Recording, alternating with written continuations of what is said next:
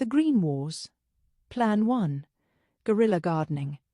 The time is what the military call 0300 hours, 3 o'clock in the morning.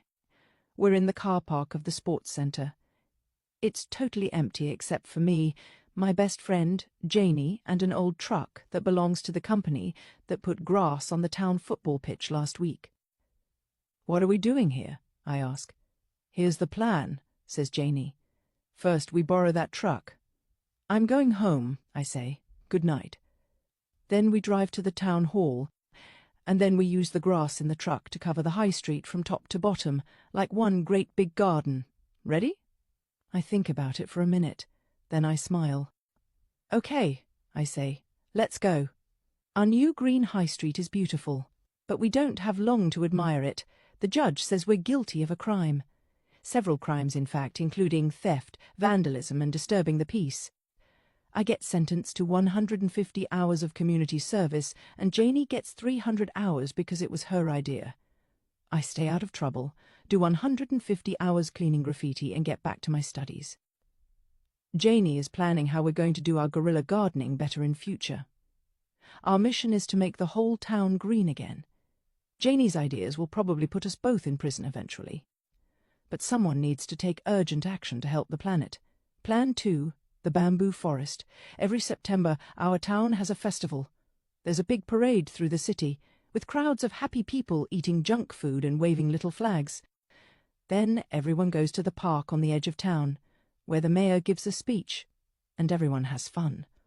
I'm supposed to be packing my bags to go and study engineering at university, but as soon as everyone has gone to the park, Janie picks me up in another borrowed truck. This one is loaded with soil and, judging by the smell, manure. "Get in," she says. "There's enough soil here to cover the high street from Baker's Lane to Humber Road, right past the new shopping centre." When Janie gets an idea, she doesn't let it go easily. "You're crazy," I tell her. "Crazy genius," she says.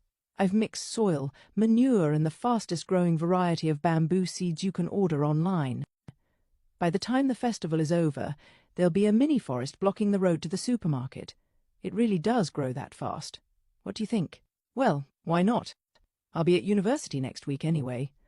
Let's do it." Janie was right. Bamboo does grow fast. It was knee-high before anyone discovered what we had done.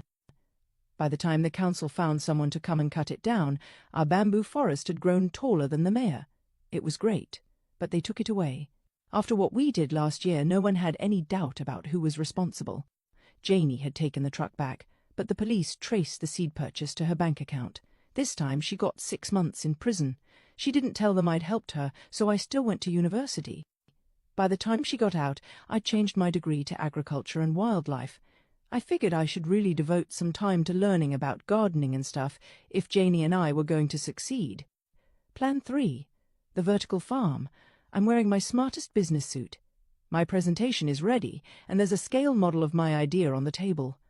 On the other side of the table, my 3 heads of department are ready to evaluate my final year university project, the vertical farm. I've seen what happens when we follow Janie's plans to make our town green. Now it's my turn. "Good morning," I say.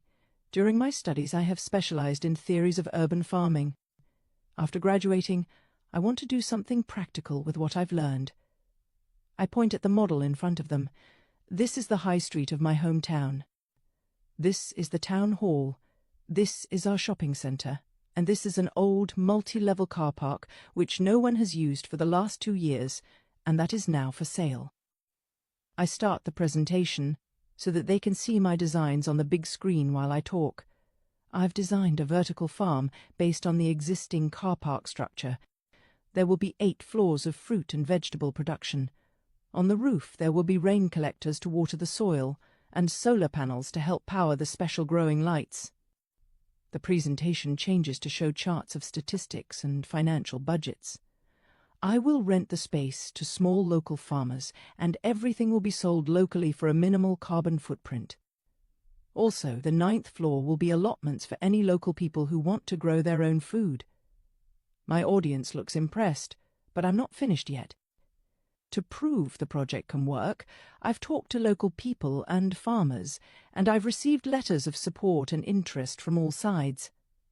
I also gave this presentation to my bank manager. We have agreed a business loan to cover all costs, as long as I can convince the council to sell me the site. I turn off the presentation. Are there any questions? I graduate from university with top marks.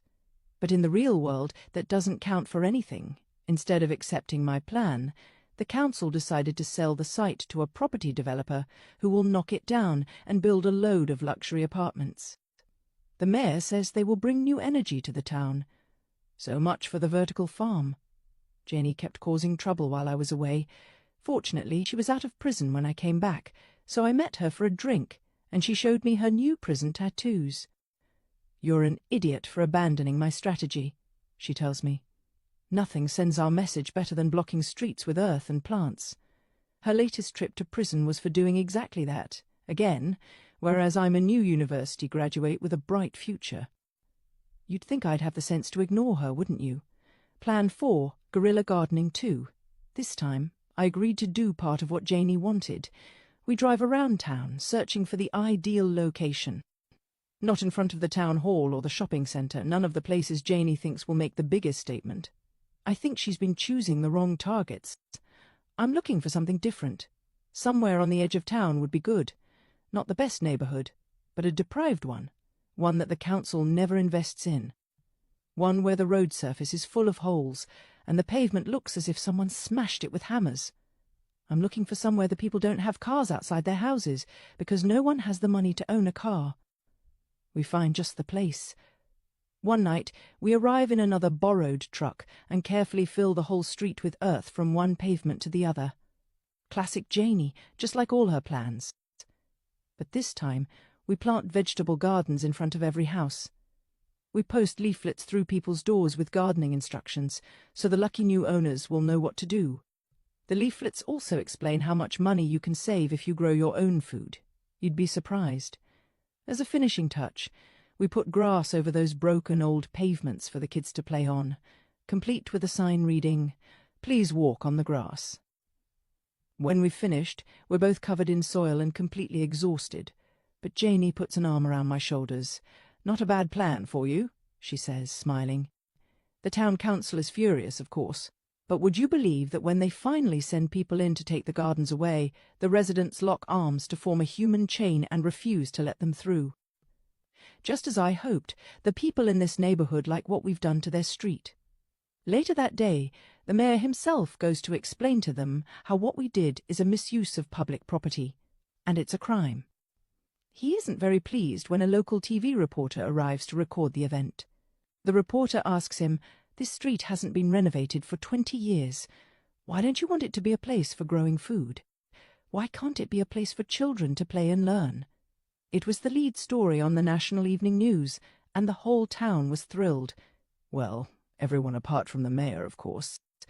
The night after that, Janie and I strike again, but this time we go in fast and hard.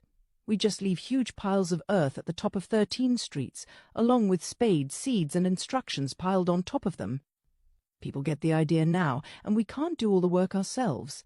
We manage 3 more nights of that before we get caught. Plan 5, the right place to fight. So here I am in prison. It could be worse. It's my first crime, at least as an adult, so even though the plan was mostly my idea, my sentence wasn't too harsh. But Janie has quite a long criminal record now. When I get out of prison, she'll still have a couple of years left. She doesn't blame me, though.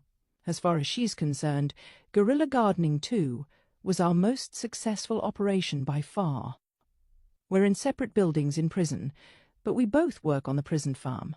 We want to really make something of it. I start teaching Janie what I learned at university, and soon enough she's learned everything I can teach her. When it's time for me to get out of prison, I know I'm leaving the farm in capable hands. Janie says, "Don't you worry, I'll keep things running here until you get yourself sent back in for your next green crime." That's not really part of my plan, though. Do you remember those mountains of earth we left blocking streets all over town? Half of them are vegetable gardens now. The council doesn't like it, but we picked our targets well, and if there's one thing all politicians know, it's that they don't want to upset happy voters. One thing I've learned is this: if you want to win the battle, choose the right battleground. The old mayor is retiring this year, you see, so the next time I try to regreen my town, I'll be running for election as mayor. Last year I was a guerrilla gardener. Next year I'll be the mayor, and our town will be the greenest place in the country. Story written by Andrew Leon Hudson and adapted by Nicola Prentice.